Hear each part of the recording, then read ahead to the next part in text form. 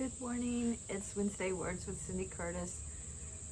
I have some good news that I got yesterday. The final editing for the book is completed and it's ready for good copies to be ordered, and I'm excited about that. It was a lot of hard work and a lot of beating myself up. So here I am. Thank you for your support and help through that.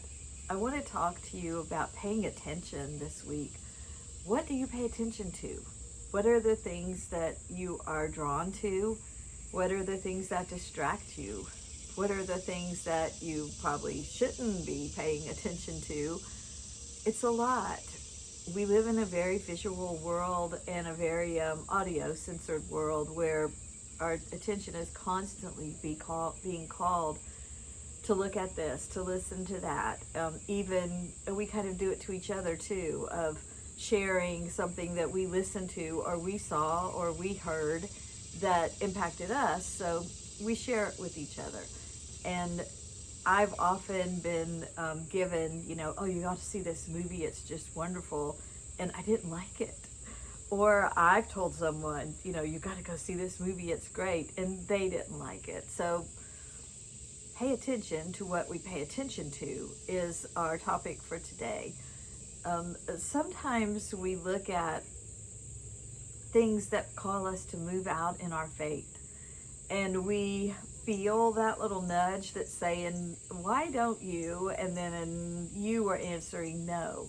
So I'm going to challenge you to pay attention to that nudge a little closer. Maybe stop and even offer up a prayer at that point of, am I supposed to be paying attention to this? Is this something you're trying to tell me to try that is new?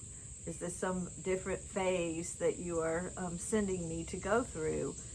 And that can often lead us to surprises and things undiscovered.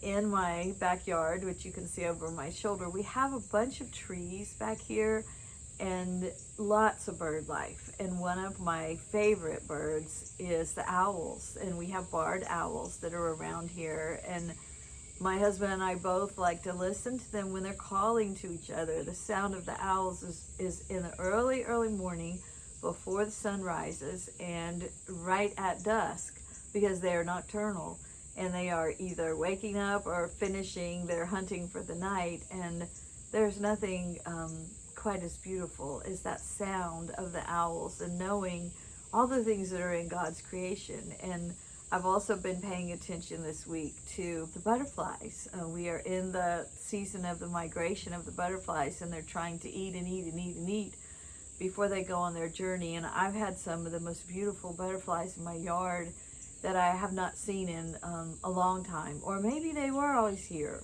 but I didn't pay attention to them. So I'm going to say, take a bit of time to go outside. We've had so much rain. I'm going to encourage you to get out, even if it is raining, and just have that chance to breathe in the fresh air and take a look at, who might need a pick-me-up. I'm studying a book that was called to my attention from a course that I'm leading at my church. And one of the number one things that adults say is something that they're struggling with, and it's loneliness.